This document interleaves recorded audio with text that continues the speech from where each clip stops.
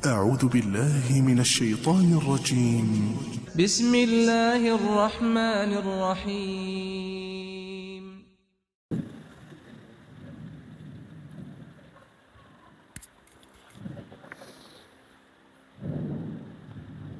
Bismillahirrahmanirrahim. Assalamualaikum warahmatullahi wabarakatuh. Alhamdulillahi ala fadlihi wa ihsanih, wa ashkuruhu ala taufiqi wa amtinani, wa ashhadu an la ilaha illallah wahdahu la syarika lahu ta'zima li sya'nih, wa ashhadu anna Muhammadan abduhu wa rasuluh da'i ila ridwanih. Allahumma salli wa sallim ala nabiyyina wa habibina wa maulana wa sayyidina Muhammadin sallallahu alaihi wasallam wa ala alihi wa ashabihi. Wa qala Allah ta'ala fi kitabihil karim, ya ayyuhalladzina amanu taqullaha haqqa tuqatih wa la tamutunna illa wa antum muslimun. Wa an astaqal hadithi kitabullah wa khairal huda huda Muhammadin sallallahu alaihi wasallam wa syarrul umuri muhdatsatuha wa kullu muhdatsatin bid'ah wa kullu bid'atin dhalalah wa kullu dhalalatin finnar. Amma ba'd. Ma'asyiral muslimin rahimani wa rahimakumullah. Alhamdulillah, malam hari ini kita kembali dipertemukan oleh Allah dalam majelis ilmu, majelis yang mendekatkan diri kepada Allah, majelis untuk zikrillah, majelis untuk mengingat Allah. Dengan kita mengilmui tentang ilmu Allah, itu menjadi sarana kita untuk semakin mendekatkan diri kepada Allah. Ini yang diharapkan dari kita belajar menuntut ilmu seperti itu. Semakin kita menuntut ilmu semakin banyak, semakin menjadikan kita dekat dengan Allah. Kita sudah saat ini kita membahas tentang kitab Al-Arba'in Nawawiyah, yaitu kitab yang disusun oleh Imam An-Nawawi rahimahullah. Beliau memilih 42 hadis dari ratusan ribu, dipilih hadis-hadis yang menjadi bisa dikatakan porosnya Islam. Jadi kita belajar 42 hadis ini sebagai representasi dari Islam. Seakan-akan kita, kalau kita sudah menguasai 42 hadis ini, kita bisa tahu Islam secara global. Minimal kita tahu pokok-pokoknya Islam ya dari hadis-hadis yang kita pelajari ini. Makanya ini jadi pelajaran, bisa dikatakan materi dasar. Bahkan anak-anak kelas SMP Tsanawiyah itu sudah dituntut hafal ini. Nah, kita kira-kira bisa nggak ngapalin, saudara? Sudah hadis ke-23 ini. Ya, satu hadis saja mungkin. Ya, syukur-syukur kita bisa ngapalin itu lebih baik. Kalau mungkin jenengan tanya murid-muridnya Ustadz Syarif itu mungkin mereka sudah hafal banyak. Kita hadis ke-23. An Abi Malik Al-Harith bin Asim Al-Asy'ari radhiyallahu anhu qala, Abi Malik Al-Harith bin Asim berkata, qala Rasulullah sallallahu alaihi wasallam, Rasulullah sallallahu alaihi wasallam bersabda, at-tuhuru syatrul iman, bersesuci itu adalah separuh keimanan. Walhamdulillah tamla'ul mizan, ucapan alhamdulillah, segala puji bagi Allah, itu memenuhi timbangan. Tamla'ul mizan. Wa subhanallah walhamdulillah tamla'ani aw tamla'u ma bainas samawati wa bainas sama'i wal ard. Ucapan subhanallah dan alhamdulillah ketika digandengkan, tadi kan alhamdulillah, sekarang subhanallah walhamdulillah. Jadi tasbih dan tahmid ini keduanya ini pahalanya sangat besar sekali sehingga memenuhi langit dan bumi. Was-sholatu nurun, salat adalah cahaya. Was-shadaqatu burhanun, sedekah itu adalah bukti dari keimanan seseorang. Was-sabru dhiya, dan sabar itu adalah sinar. Bedanya dhiya dengan nur. Kalau kita nyalakan lampu tinder, Jadi lampu yang ada apinya itu lah. Yang dia ini adalah yang ada nyala apinya ini loh. Jadi cahaya yang ada panasnya ini namanya dia. Nah kalau nur ini adalah pancaran cahaya adalah namanya nur. Sholat itu adalah nur, sedangkan sabar itu adalah dia, lampunya ini loh, apa namanya? Yang ada nyala apinya ini. Wal Qur'anu hujjatun laka au alaika. Al-Qur'an itu adalah bisa menjadi pembelamu di hari kiamat atau justru menjadi yang apa namanya? Bumerang bagimu. Jadi yang mencelakakanmu ya bisa jadi Quran itu bisa menjadi pembelamu atau justru malah menjadi penuntutmu di hari kiamat nanti. Kullun nas, tiap manusia itu yagdu, dia berangkat pagi-pagian, fabai'un nafsahu famu'tikuha au mubikuha. Jadi setiap orang itu dia menjual dirinya, maksudnya dia bertransaksi. Jadi Allah ngasih kita modal. Allah ngasih kita setiap hari, Allah ngasih kita modal waktu, modal tenaga, modal harta dan sebagainya. Itu kita berniaga dengan Allah. Nah, tinggal orang itu famu'tikuha, dengan perniagaannya itu, dengan modal yang Allah berikan itu bisa menyelamatkan dia dari siksaan Allah atau justru modal itu menjerumuskan dia kepada siksaan Allah. Paham ya? Rawahu Muslim. Hadis ini diriwayatkan oleh Al-Imam Muslim rahimahullah. Jadi secara umum garis besar hadis ini membahas tentang amalan-amalan soleh yang dianjurkan oleh Rasulullah SAW. Jadi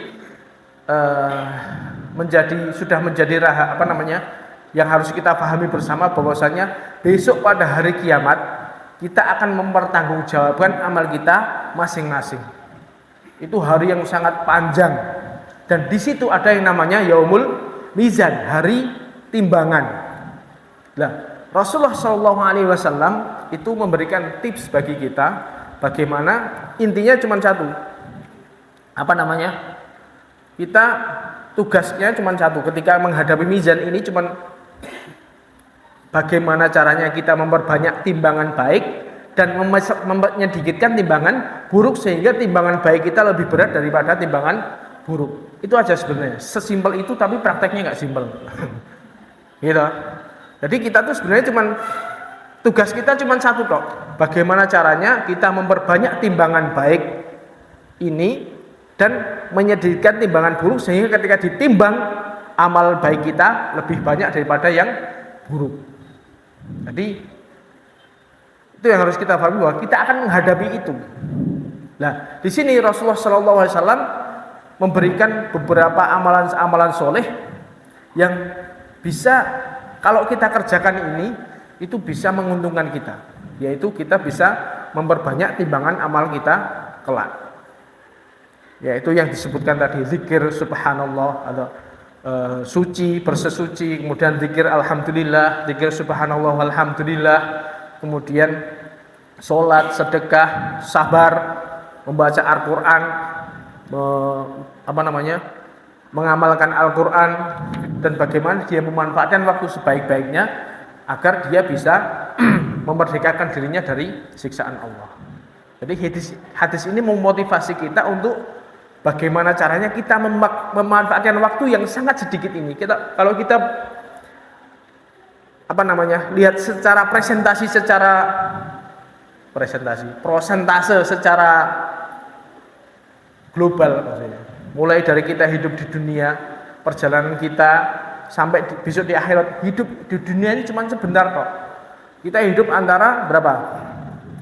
60 sampai 70 tahun itu yang normal. Umur Nabi Muhammad seperti itu. Umur umat Nabi Muhammad cuma sekitar itu toh. Nah, bagaimana caranya kita memanfaatkan waktu yang cuma sebentar ini dengan hasil yang maksimal. Makanya Nabi SAW memotivasi kita dengan amalan-amalan ini karena semuanya memiliki keutamaan yang besar. Jika kita melaksanakan amalan-amalan ini dengan benar, maka akan memperberat timbangan kita di yaumil mizan besok. Yang pertama, at-tuhuru satrul iman. Jadi sesuci itu adalah separuh dari keimanan. Ini ada dua pendapat di kalangan ulama. Yang pertama, at-tuhur, sesuci. Ini maksudnya yang disucikan yaitu hatinya secara maknawi, secara majas. Jadi enggak secara Jadi yang disucikan hatinya. At-tahliyah qabla tahliyah. Jadi hatinya dibersihkan dulu baru nanti dihiasi. Jadi dengan kita mensucikan hati kita dari segala macam kesyirikan, entah syirik besar, syirik kecil, semua bentuk ketergantungan kepada makhluk, kemaksiatan kita bersihkan hati kita dari segala macam kesyirikan ini. Kita bisa betul-betul mensucikan hati kita, maka ini adalah modal. Itu bernilai separuh keimanan. Tinggal separuhnya lagi kita sempurnakan dengan amalan-amalan soleh. Jadi minimal kalau kita hati kita sudah bersih, tauhidnya benar, yang kita bahas sebelumnya. Kalau kita tauhidnya sudah benar, maka ini adalah separuh dari keimanan. Bagaimana ini? Kita harus betul-betul bisa memperhatikan hati kita. Kalau kita mau berdagang, kita betul-betul minta pertolongan kepada Allah atau kita minta pertolongan kepada jin, minta pelaris lah, atau mungkin biar nutupi saingannya dan lain sebagainya. Itu kalau hatinya juga dari masalah itu, kita menggantungkan hati, rasa takut kita, betul-betul kita takut kepada Allah, kita menghadapi mungkin ketakutan, kita takutnya kepada Allah atau kepada makhluk. Kita harapnya kepada Allah atau kepada yang lainnya. Nah, kalau kita bisa membersihkan segala bentuk kesyirikan ini dari hati kita, maka ini adalah modal awal untuk mengisi keimanan ini yang sudah separuh ini, tinggal dihiasi dengan amalan-amalan soleh sehingga bisa full. Jadi at-tuhuru syatrul iman, hatinya dibersihkan dulu dari segala macam kesyirikan. Kita betul-betul beribadah hanya kepada Allah, tidak mencari wajahnya manusia. Kita betul-betul mengharapkan ridhonya Allah, tidak mengharapkan ridhonya manusia. Ini kalau kita hatinya sudah betul-betul bersih, tauhidnya benar, sehingga amalan yang kita kerjakan tidak sampai rusak. Ini modal awal. Makanya at-tuhuru syatrul iman. Kalau hatinya sudah bersih, membersihkan hati itu termasuk separuh keimanan. Karena kalau tauhidnya rusak, ini yang harus dilihat. Kalau sampai kita melakukan amalan-amalan yang merusak keislaman kita, merusak tauhid kita, maka kita beramal sebesar apapun itu akan terbuang sia-sia, tidak dinilai oleh Allah. Ini jangan sampai terjadi. Makanya at-tuhuru satrul iman. Kita mensucikan hati kita itu termasuk separuh keimanan. Ini makna yang pertama. Kemudian makna yang kedua, at-tuhuru satrul iman, ini adalah sesuci yang seperti yang kita ketahui. Sesuci itu maknanya berarti berwudu atau tayamum atau junub. Berarti kalau seperti itu at-tuhuru satrul iman berarti maknanya wudu itu separuh dari iman, maksudnya sholat. Jadi Allah menggunakan, Rasulullah SAW menggunakan lafadz sholat diganti dengan iman. Seperti halnya Allah ketika menjelaskan ketika dalam surat Al-Baqarah ini, ketika awal-awal kaum muslimin hijrah dari Mekah ke Madinah, itu kan kiblatnya kaum muslimin menghadap Baitul Maqdis, belum ke Mekah, selama sekitar 16 bulan. Jadi awal-awal kiblat kaum muslimin ketika mereka pindah ke Madinah itu menghadap Baitul Maqdis, Palestina, menghadap ke sana, menghadap Masjid Al-Aqsa. Dan Mekah dengan Al-Aqsa ini nyengkleng ini, hampir 180 derajat. Nah, awal-awal kaum muslimin ketika hijrah itu oleh Allah diperintahkan untuk sholatnya ngadep ke Al-Aqsa, Palestina. Sampai beberapa lama baru kemudian Allah menurunkan ayat merubah kiblat, qad nara taqalluba wajhika fis sama falan walliyannaka qiblatan tardoha, maka arah kiblat yang kaum muslimin sebenarnya pengen diarahkan ke Ka'bah, Allah memerintahkan kiblatnya menghadap kembali kepada Ka'bah. Setelah 16 bulan ini setelah kiblatnya kembali ke Ka'bah, ternyata ada beberapa sahabat yang di situ sebelum kiblatnya pindah sudah meninggal. Mereka masih sholat menghadap Baitul Maqdis, belum sempat sholat menghadap Ka'bah. Itu sudah ada yang meninggal. Makanya ada beberapa sahabat yang nanya Nabi, bagaimana dengan teman-teman kami yang mereka saat itu sholat menghadap Baitul Maqdis, belum sempat menghadap Ka'bah sudah meninggal. Makanya Allah menjawab, wa ma kana Allahu liyudhi'a imanahum. Allah tidak akan menyia-nyiakan iman mereka. Maksudnya Allah tidak akan menyia-nyiakan sholat mereka. Sholat mereka tetap diberikan pahala oleh Allah meskipun mereka saat itu menghadap Baitul Maqdis. Jadi pahala Allah menggunakan kata sholat diganti dengan iman. Paham ini, guys? Jadi iman dalam ayat ini maksudnya yaitu sholat.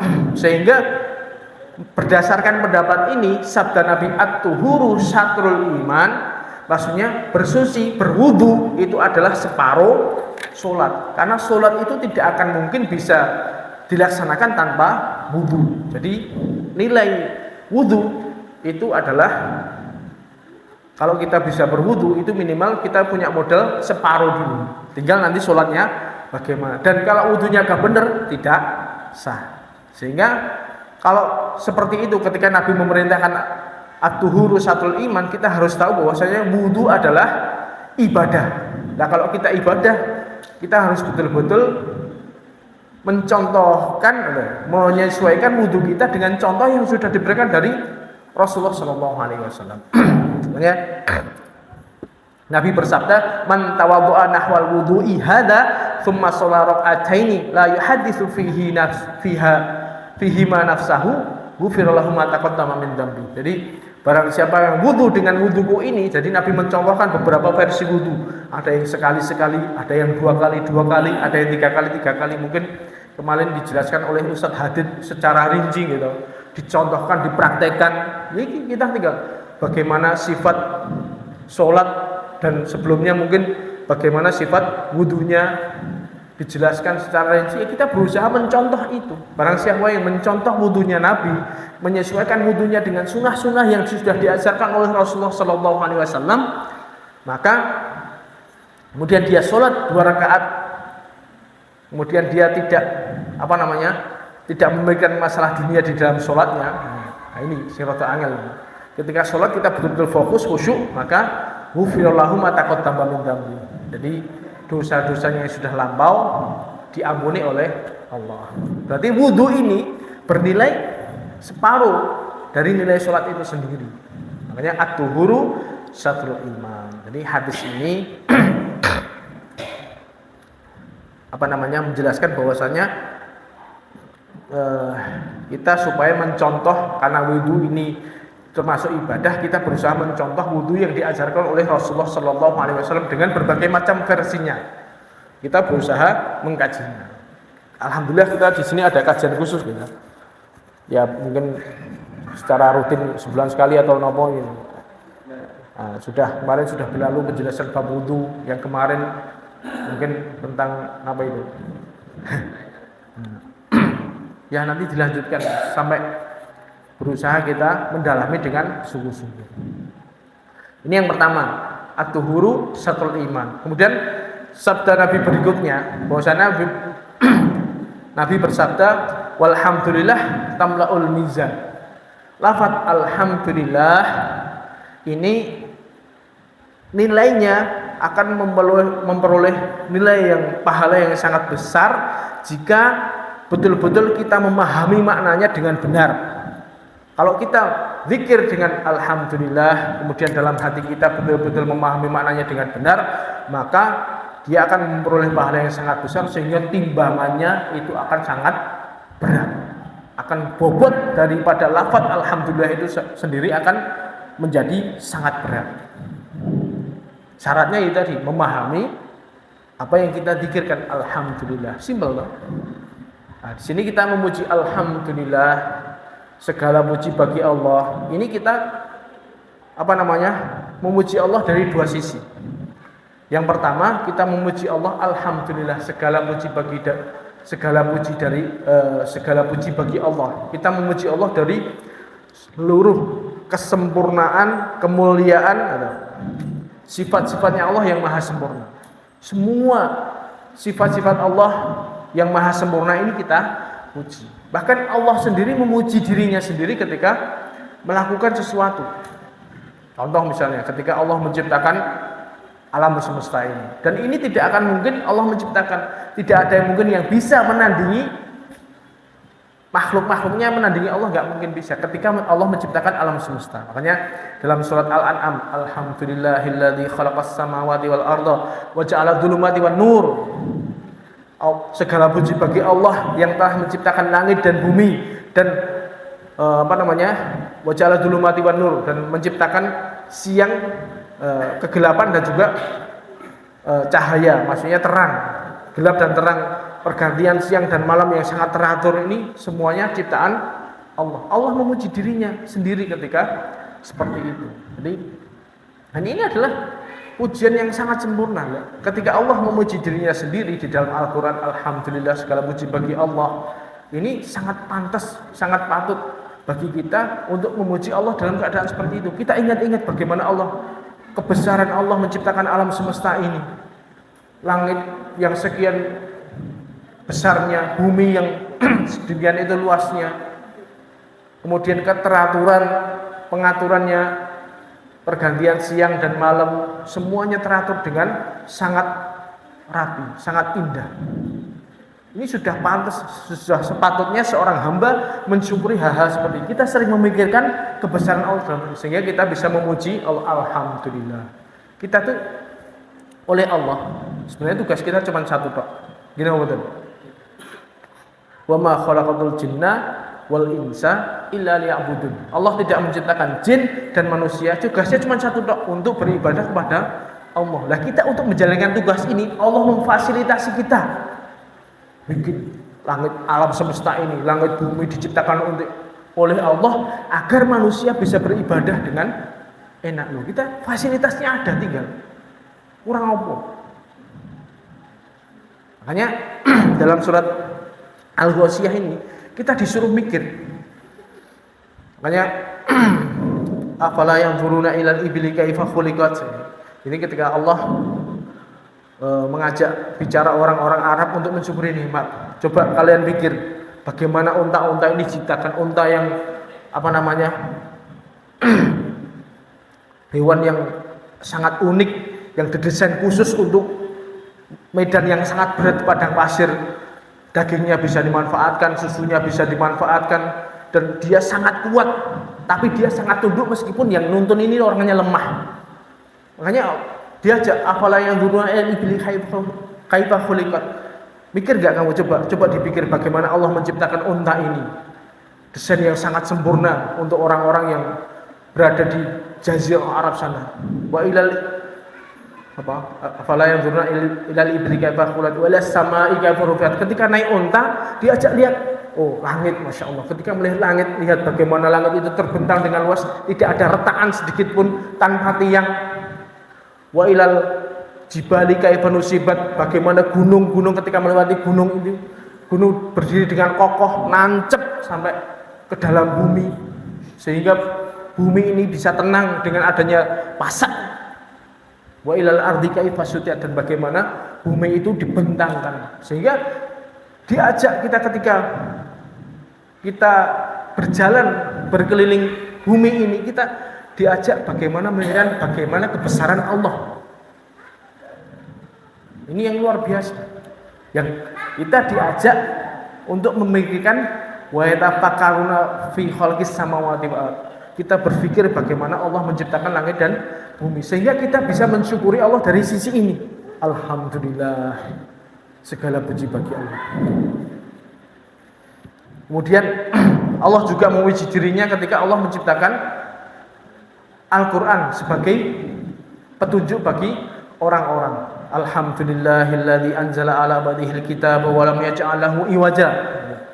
Jadi segala puji bagi Allah yang menurunkan bagi hambanya kitab. Sehingga ketika kitab ini diikuti, tidak menjadikan dia menjadi bengkok. Sehingga Allah menciptakan petunjuk bagi manusia. Allah memuji dirinya dari sisi ini. Sehingga kita juga pantas bersyukur dari sisi ini. Bagaimana Masya Allah, Alhamdulillah kita hidup sekali ini, disuruh ibadah, sudah ada pedomannya, tinggal melaksanakan tok, ada fasilitasnya. Enak umur. Tapi berapa banyak orang yang bisa memikirkan hal ini. Kemudian bahkan ketika Allah menghabiskan sebuah kaum sekalipun, ketika sebuah kaum yang zalim kafir kepada Allah, betul-betul mereka itu kaum yang sangat mengkufuri Allah, Allah menghabiskan mereka. Itu pun Allah juga memuji dirinya. Faqudi adabil qaumil ladzina dzalamu walhamdulillahi rabbil alamin. Maka orang-orang yang zalim itu Allah musnahkan semuanya sampai ke akar-akarnya. Kemudian Allah, segala puji bagi Allah Tuhan semesta. Sehingga Allah dengan dimusnahkannya mereka ini bisa menjadikan pelajaran bagi kaum-kaum setelahnya agar tidak menentang kepada Allah. Ini Allah terpuji dari segala sisinya. Kalau kita pikirkan segala puji bagi Allah yang maha segalanya, sehingga kita dengan memikirkan hal itu kita mengucapkan Alhamdulillah. Belum lagi bagaimana nikmat-nikmat yang Allah berikan kepada kita. Itu kita baru memuji Allah dari sisi kemuliaan sifat-sifat Allah yang maha sempurna. Kemudian belum lagi dari sisi kita memikirkan betapa banyak nikmat-nikmat Allah yang diberikan kepada kita. Sehingga ketika teringat seperti itu, kita memuji lagi Alhamdulillah. Makanya dalam sebuah hadis Rasulullah SAW menyebutkan, Innallaha la yardu anil abdi ayyakula aklata fayahmadahu alaiha aw yashraba syarbah fayahmadu alaiha. Jadi Allah ridho terhadap seorang hamba yang tatkala ketika ia makan makanan ia memuji Allah atas nikmat tersebut, dan ketika ia minum dia memuji Allah atas nikmat tersebut. Ini yang sepatutnya dilakukan oleh hamba yang seperti itu. Dia memuji Allah dalam segala keadaan. Bisa makan Alhamdulillah, bisa minum Alhamdulillah. Kira-kira bisa nggak kira-kira? Ingat nggak kayak gitu? Makanya Allah menjadikan sosok yang suri toladan dalam hal ini, yaitu Allah menjadikan Nabi Nuh. Nabi Nuh itu Allah mensifati beliau menjadi innahu kana abadan syakura. Nabi Nuh itu dijadikan contoh oleh orang-orang yang beriman, yaitu sifatnya itu banyak syukurnya, abadan syakura, banyak syukurnya.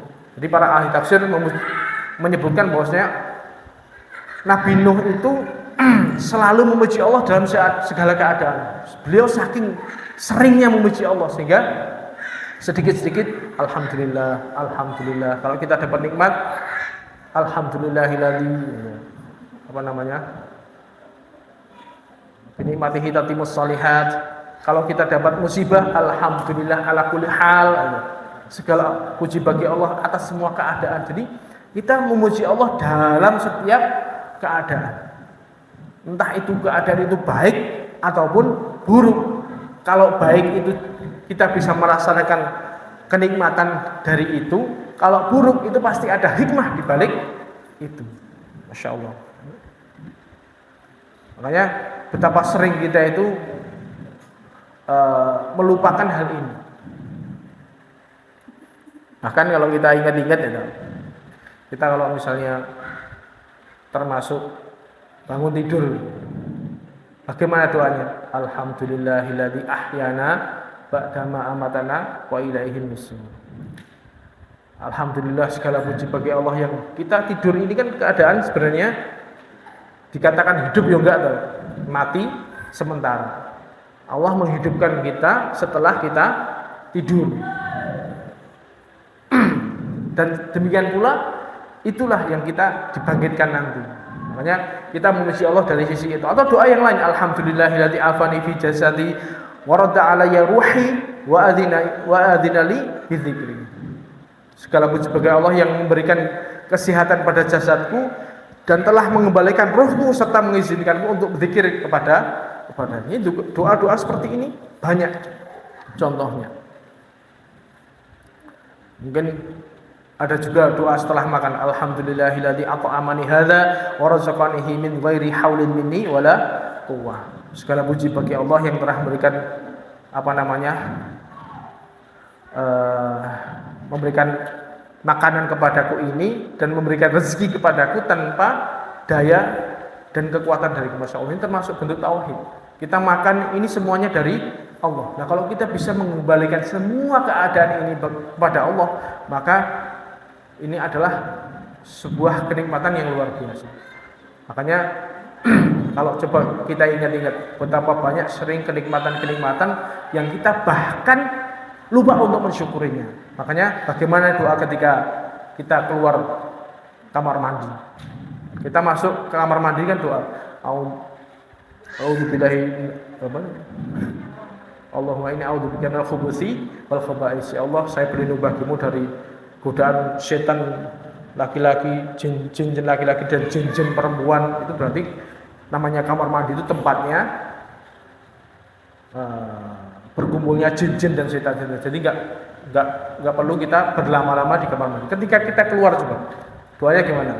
Ghufranak, ya Allah, saya mohon ampun kepadamu ya Allah. Betapa banyak kenikmatan-kenikmatan yang Engkau berikan kepadaku, saya sampai lupa untuk mensyukurinya. Bahkan kenikmatan yang sepele bisa mengeluarkan kotoran, kencing atau berak, itu seberapa?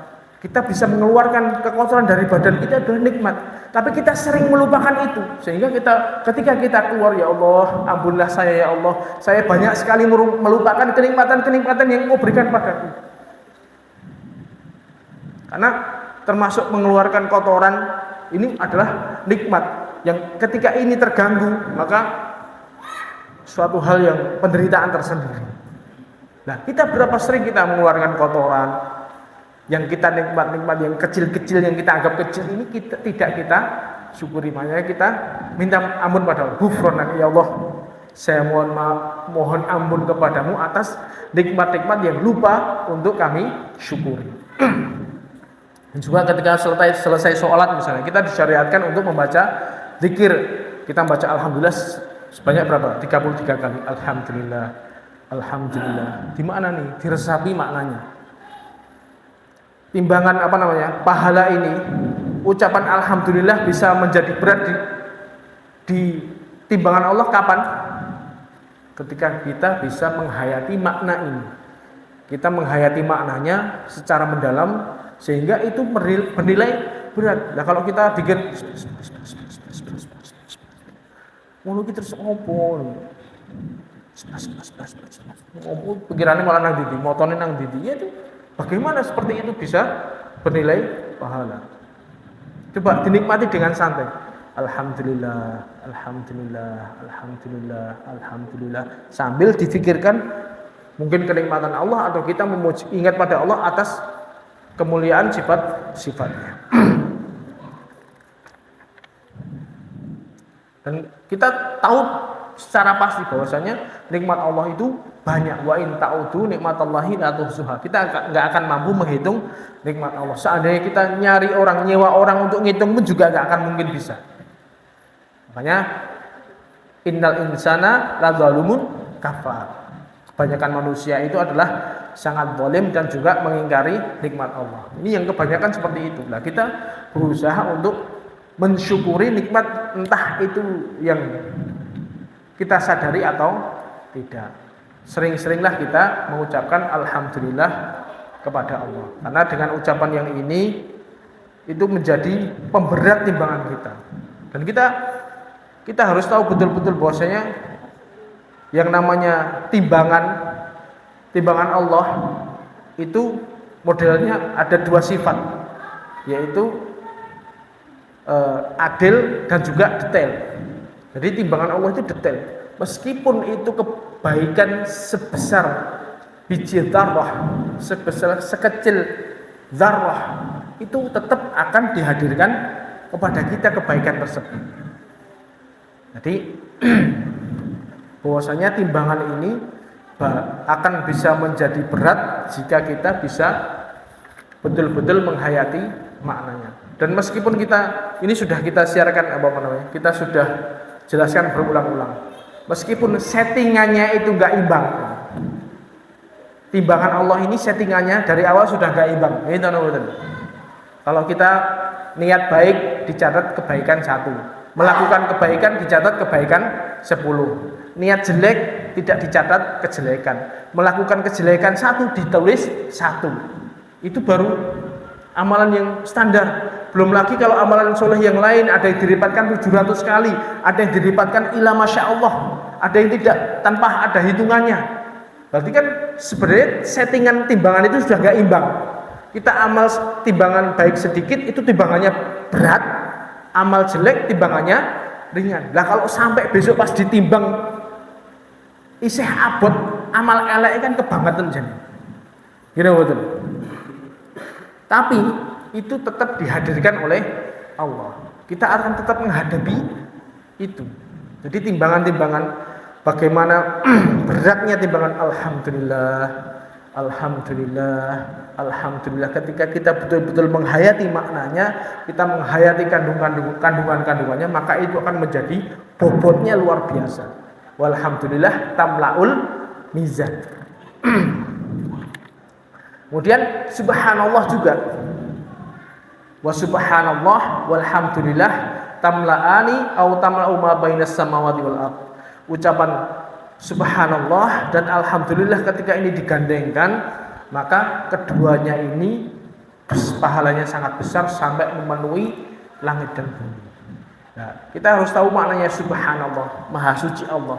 Kita harus bisa betul-betul mensucikan Allah dari sesuatu yang tidak pantas. Para ulama menyebutkan ada 3 hal yang kita sucikan Allah dari sifat ini. Jadi makna tasbih adalah mensucikan Allah dari sesuatu kekurangan, sesuatu yang tidak layak bagi Allah. Yang pertama, makna subhanallah, maha suci Allah, artinya kita harus bisa mensucikan Allah dari sifat-sifat yang tidak layak bagi Allah. Kita tahu bahwasanya Tuhan Allah itu harus mempunyai sifat yang sempurna. Oleh karena itu sifat-sifat yang mengurangi kesempurnaan ini harus kita hilangkan jauh-jauh. Seperti halnya Tuhan kok misalnya butuh makan, tidur, butuh kepada orang lain, mati dan lain sebagainya. Ini sifat yang tidak layak bagi Allah. Kita harus buang jauh-jauh. Makanya Allah menafikan sifat-sifat itu. Wa huwa yut'imu wa la yut'am. Allah adalah zat yang memberi makan dan tidak diberi makan. Jadi Allah menafikan sifat-sifat itu. Makanya ketika Allah membantah keyakinan orang-orang Yahudi dan orang-orang Nasrani bahwasanya Isa dan ibunya itu adalah termasuk Tuhan, dibantah oleh Allah dalam surat Al-Maidah. Mal masih ibnu Maryam illa rasulun qad khalat min qablihi rusul wa ummuhu siddiqah kana yakulani ta'am. Jadi Isa bin Maryam dan ibunya ini adalah Isa ini adalah rasul, seorang utusan, dia hambanya Allah, dia utusan yang mana utusan ini sudah ada sebelum Nabi Isa. Meskipun Nabi Isa ini lahir tanpa bapak, tapi Nabi Isa tetap seorang utusan dan ibunya orang yang jujur. Lah, Allah membantah ideologi mereka bahwasanya mereka Tuhan, karena yakulani ta'am. Keduanya ini, Isa dan ibunya ini, mereka sama-sama makan. Tuhan itu enggak pantas seperti itu. Makanya tidak pantas Isa dan ibunya disembah. Karena apa? Karena itu tadi Tuhan kok makan. Allah juga berfirman ketika mensucikan dirinya dari sifat yang kekurangan, yaitu ngantuk dan juga tidur. La ta'khuduhu sinatun wala naum. Allah enggak akan ngantuk dan juga enggak akan tidur. Nah, kalau manusia, makhluk ini pasti mengalami seperti itu. Di puncak puncak kelemahan manusia yaitu ketika dia ngantuk dengan sangat berat sehingga sampai dia tertidur, ngantuk sampai bahkan dia megang pulpen aja sampai jatuh. Bagaimana dia mengatur alam semesta ketika dia ngantuk dan juga tidur? Makanya manusia ini bisa melaksanakan, bisa merasakan puncaknya kenikmatan ketika berada di puncaknya kelemahan. Gini betul. Ketika kita kondisi paling lemah, yaitu ngantuk pol, itu bisa betul-betul merasakan nikmatnya tidur. Ini nggak pantas, sifat yang pantas ketika itu dialamatkan kepada Tuhan. Dan kita bisa merasakan ketika ngeleh pol sampai betul-betul tele-tele itu, kita bisa merasakan nikmatnya makan ya pas di puncak kelemahan kita itu. Itu manusia. Kalau Tuhan itu nggak pantas memiliki sifat-sifat yang kurang seperti itu. Makanya Allah harus disucikan dari segalanya, dari hal-hal yang membuat Allah kurang. Dan Allah nggak butuh yang lain. Makanya Allah berfirman, ya ayuhan nas antumul fuqara ila Allah. Wahai manusia, kalianlah yang memerlukan Allah, dan Allah nggak memerlukan manusia. Jadi Allah sifatnya maha sempurna. Tidak mungkin Allah punya sifat kekurangan. Dan Allah juga tidak akan mungkin mati. Seperti halnya keyakinan orang-orang Nasrani bahwa Tuhan mereka disalib kemudian mati. Kemudian beberapa saat kemudian ketika sudah dikubur, beberapa hari kemudian lalu bangkit kembali. Lah pas mati lho sing ngatur alam semesta sapa? Makanya keyakinan mereka dibantah oleh Allah. Enggak pantas Tuhan kok mati. Wa tawakkal 'alal hayyil ladzi la yamut. Dan bertawakallah kepada Allah yang maha hidup. Allah maha hidup. Sebelum alam ini ada sampai alam itu habis, Allah tetap hidup. Itu yang harus kita betul-betul kita sucikan Allah dari sisi ini. Dan ini membantah banyak sekali keyakinan-keyakinan yang keliru. Akidah-akidah yang keliru, termasuk akidahnya orang-orang Nasrani, akidahnya orang-orang syirik, ya dari sini. Sehingga kita betul-betul bertauhid, mensucikan Allah, kita sucikan Allah dari segala kekurangannya. Bahkan ketika kaum muslimin sangat mengagumi Nabi Muhammad sekalipun, Nabi Muhammad toh akhirnya meninggal, Nabi Muhammad tetap meninggal. Saking mereka itu bingung, kaum muslimin saat itu. Mereka itu nggak percaya bahwasanya Nabi mati. Umar bin Khattab yang paling terdepan keluar. Siapa yang mengangkat Nabi Muhammad mati, tak pukul. Nabi Muhammad ini hanya cuma pergi sementara seperti halnya perginya Musa ketika menerima wahyu. Ketika Nabi wafat dikabarkan seperti itu, semua kaum muslimin sedih. Kemudian kacau balau. Lalu Abu Bakar dengan tenangnya beliau masuk ke rumahnya Nabi, melihat wajahnya Nabi, kemudian memastikan bahwa Nabi betul-betul meninggal. Saat itu kemudian beliau mencium Nabi dan dia keluar dan mengatakan kepada kaum muslimin, "Faman kana minkum ya'budu Muhammadan fa inna Muhammadan qad mat." Barang siapa di antara kalian yang menyembah Muhammad, ketahuilah bahwasanya Nabi Muhammad telah meninggal.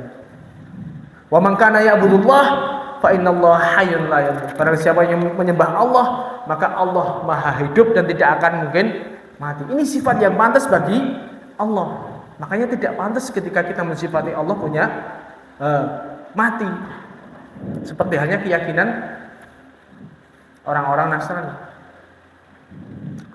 Seperti hal contoh lagi sifat Allah yang tidak pantas, Allah punya anak.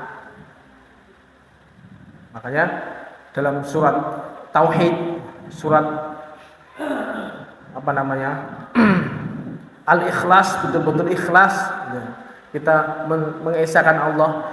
Qul huwallahu ahad, Allah dialah Allah yang Maha Esa, Allahus Samad, Allah itu maha tempat bergantung segala sesuatu, lam yalid wa lam yulad. Allah tidak tidak melahirkan, tidak mempunyai putra, dan tidak tidak lahir dari ayah ibu. Jadi tidak punya anak dan juga bukan keturunan siapapun. Ini yang sifat yang pantas bagi Allah itu seperti itu. Nah, ini Sifat ini bantahan kepada orang-orang Yahudi dan Nasrani yang mana mereka mengatakan waqalatil yahudu Uzairu ibnullah. Orang-orang Yahudi mengatakan Uzair itu putranya Allah. Waqalatin Nasara al-Masih ibnullah. Orang-orang Nasrani mengatakan bahwasanya Isa itu anaknya Allah. Ini sifat-sifat yang tidak pantas bagi Allah. Pun demikian juga orang-orang musyrikin menganggap bahwasanya para malaikat itu adalah anak-anak perempuan Allah. Ini semuanya sifat-sifat yang tidak pantas bagi Allah. Kita harus betul-betul mensucikan dari hal seperti itu. Sehingga ketika kita mengimani Allah, mensucikan Allah dari semua kekurangan-kekurangan ini, baru kita betul-betul bisa merasakan keagungan sifat-sifat Allah. Ini yang subhanallah, subhanallah. Kita sucikan Allah dari sifat-sifat yang kurang. Kemudian yang kedua, subhanallah, kita mensucikan Allah dari kurangnya kesempurnaan Allah. Jadi Allah ini maha sempurna, tapi ketika kita ada sesuatu yang mengurangi kesempurnaan Allah, seperti halnya sifat capek misalnya. Kita menciptakan sesuatu, ini luar biasanya. Kita dapat membuat sesuatu, tapi habis menciptakan capek, letih. Ini mengurangi kesempurnaan Allah. Itu yang diyakini oleh orang-orang Yahudi. Allah menciptakan langit dan bumi selama berapa? 6 hari. Ini dalam beberapa ayat Allah mengatakan bahwasanya Allah menciptakan langit dan bumi selama 6 hari. Mulai dari Ahad, Senin, Selasa, Rabu, Kamis, Jumat, selama 6 hari. Nah, orang-orang Yahudi mengatakan bahwasanya Allah menciptakan, ini tertulis di kitab-kitab mereka, dalam perjanjian lama juga ada, di kitab Keluaran, bahwasanya Allah menciptakan langit dan bumi selama 6 hari dan Allah istirahat di hari ke-7. Jadi menciptakan langit bumi, kemudian capek. Pas 6 hari bekerja keras, kemudian hari ke-7 tenger-tenger. Ini kan sifat yang pantas apa enggak bagi Allah itu? Enggak pantas. Makanya Allah membantah argumen mereka, Allah membantah akidah mereka dalam surat Qaf. Walaqad khalaqnas samawati wal arda wa ma bainahuma fi sittati ayyamin wa ma massana min lughub. Jadi sungguh kami ciptakan langit dan bumi dan apa yang di antara langit dan bumi itu selama 6 hari, dan kami sedikit pun tidak ditimpa lughub. Lughub itu capek setelah beraktivitas. Kalau kita habis melakukan aktivitas berat, habis itu namanya kan biasanya capek. Nah, Allah selamat dari sifat itu. Gak pantas bagi Allah ketika kita mensifati Allah dengan sifat itu. Makanya orang-orang Yahudi menjadikan hari Sabtu sebagai hari raya mereka, sebagai solidaritas bagi Allah. Kalau Allah aja istirahat, kita harus istirahat. Kita nggak boleh aktivitas. Makanya mereka libur di hari Sabtu. Kurang ajar namanya. Itu namanya kurang ajar kepada Allah. Mereka mensifati Allah dengan sifat capek setelah beraktivitas. Makanya Allah mensucikan dirinya sendiri. Allah membantah akidah mereka dengan bahwasanya Allah menciptakan langit dan bumi dalam 6 hari dan Allah tidak ditimpa dengan rasa capek, letih.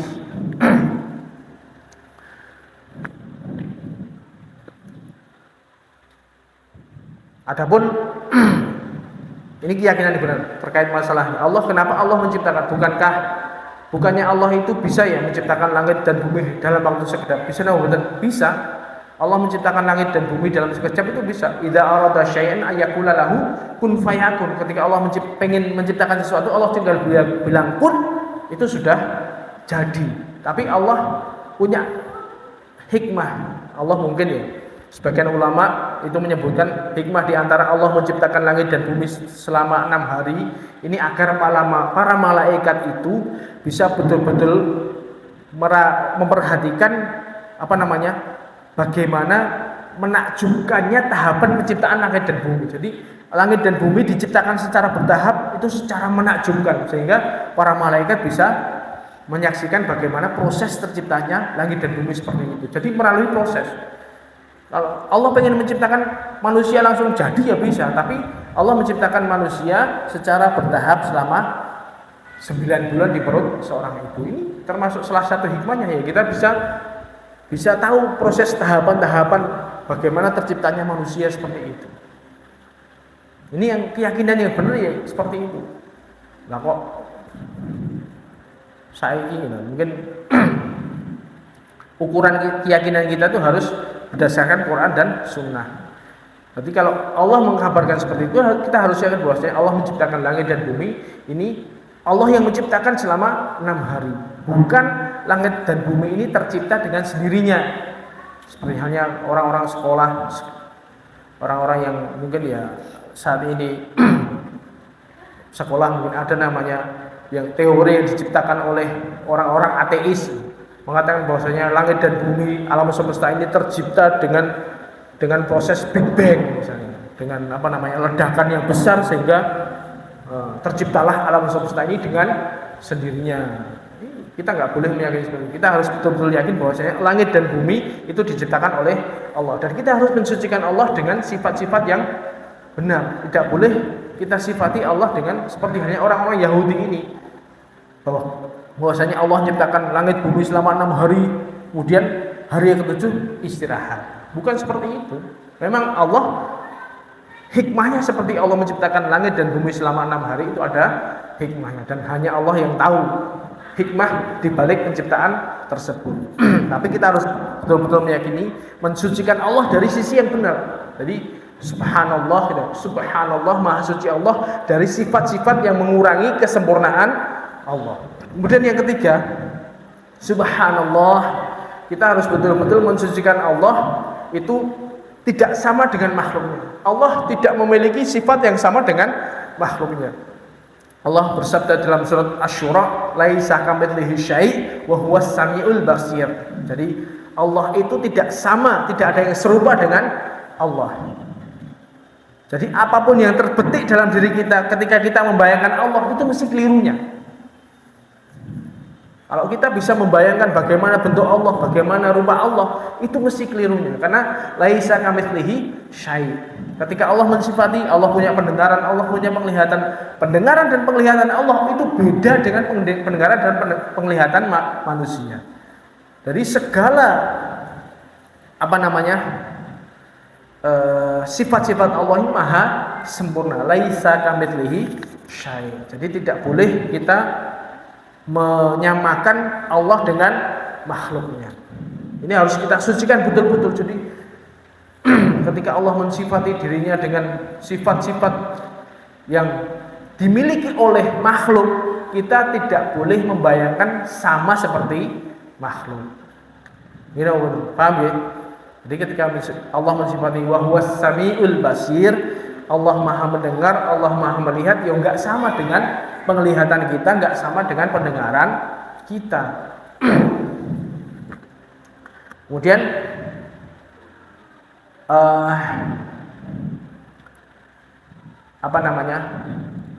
Jadi subhanallah itu maknanya seperti itu. Jadi kita harus betul-betul mensucikan Allah dari sisi ini. Nah, kita ada sekumpulan orang yang mereka menisbatkan diri kepada Islam, tapi mereka punya akidah yang menyimpang dari sisi ini.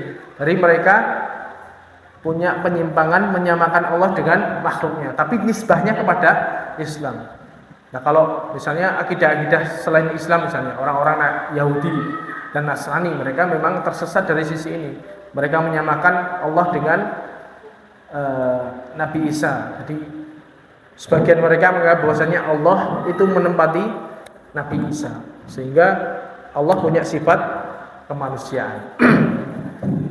Nah, ternyata di Islam juga ada seperti itu. Ada yang namanya al-hululiyah dan al-ittihadiyah.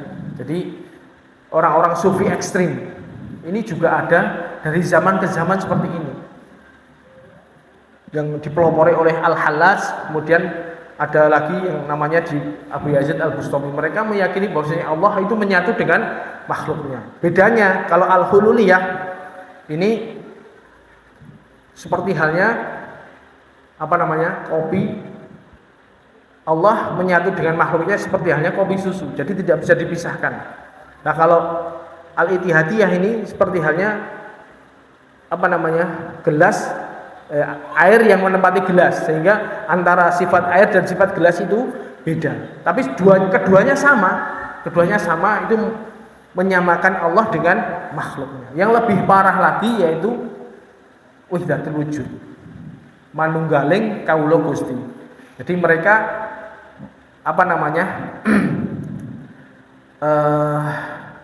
tidak ada bedanya antara wujud makhluk dengan wujud Allah. Jadi Allah itu ya makhluk, makhluk itu ya Allah. Ini jelas betul bentuk perendahan kepada Allah. Ada seperti ini, wahdatul wujud ini. Mereka beranggapan bahwasanya semua makhluk yang ada di alam semesta ini adalah representasi dari Tuhan. Berarti ini semua makhluk adalah Tuhan dan juga Tuhan adalah makhluk.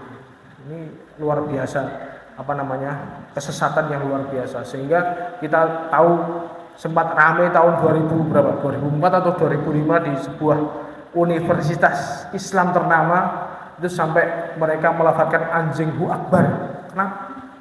Karena mereka menganggap bahwasanya anjing itu ciptaan Allah, sehingga ketika mengatakan anjing hu akbar ya enggak apa-apa. Kan komplak namanya. Ini betul-betul tersesat. Beberapa aliran-aliran seperti ya ada di tanah air ini. Kita jangan sampai terpengaruh dengan seperti ini. Kalau kita cerita bagaimana Syekh Siti Jenar yang termasuk kalau di Indonesia ini bahwa oleh beliau dieksekusi karena ini menyesatkan masyarakat, sehingga menyatakan bahwasanya makhluk menyatu dengan Allah menyatu dengan dirinya. Ini termasuk bentuk perendahan kepada Allah, karena bagaimana Allah yang maha sempurna harus menyingkronkan dirinya dengan makhluk yang penuh dengan kekurangan. Kita harus betul-betul mensucikan Allah dari semua sisi yang mengurangi kesempurnaan Allah. Makanya subhanallah. Ini ketika kita ucapkan dengan dengan penuh penghayatan, dengan penuh perenungan, maka ini pahalanya luar biasa. Jadi tahmid, subhanallah, kita alhamdulillah, ini kita ingat semua nikmat-nikmat yang Allah berikan kepada kita, semua kita puji Allah dari semua kesempurnaan sifatnya. Kemudian subhanallah, kita sucikan Allah dari semua hal kekurangan-kekurangan ini. Maka keduanya ini bisa pahalanya sangat besar. Dan ini mudah untuk dilakukan. Gimana betul? Alladzina yadhkurunallaha qiyaman wa qu'udan wa 'ala junubihim wa yatafakkaruna fi khalqis samawati wal ardh. Jadi kita bisa melakukan dalam segala aktivitas kita, baik kita berdiri, kita duduk, kita rebahan, kita bisa melakukan ini, zikir ini. Alhamdulillah, subhanallah, walhamdulillah. Ini kalau kita renungi maknanya dengan sungguh-sungguh, kita melafadzkannya dengan santai, ini pahalanya sangat besar sekali. Sampai saking besarnya pahala itu memenuhi langit dan bumi. Tinggal kita bisa ini sebenarnya sangat mudah. Nabi memberikan resep pekerjaan yang mudah tapi pahalanya sangat besar, bobotnya sangat berbobot. Sehingga timbangannya nanti sangat mudah untuk memberatkan timbangan kita dan sangat mudah dilakukan. Tinggal cuman masalahnya ini ya, kita coba ingat-ingat sehari semalam, dari mulai kita bangun sampai kita tidur lagi itu berapa banyak kita zikir kepada Allah selain waktu sholat. Waktu sholat itu bar sholat itu kadang-kadang zikir karo melayu. Kadang-kadang saya takjub itu ada habis sholat itu bibirnya diem itu, cuman ini tangannya jalan, isi gitu ngopo. Ya ada seperti itu. Makanya ini pekerjaan yang sangat mudah untuk dilakukan. Nabi ngasih tips, pekerjaan yang sangat mudah dilakukan, tapi ketika kita melakukan ini dengan penuh penghayatan, pahalanya luar biasa, bisa memberatkan timbangan amal kita. Tinggal kita mampu atau tidak, bisa atau tidak. Bukan bisa atau tidak, mau atau tidak. Kalau bisanya saya yakin bisa, mampunya saya yakin mampu. Cuman modal abab. Makanya coba kita sering-sering mengisi waktu luang kita dengan zikir-zikir kepada Allah. Seperti ini tadi. Insyaallah itu yang bisa kita sampaikan pada malam hari ini.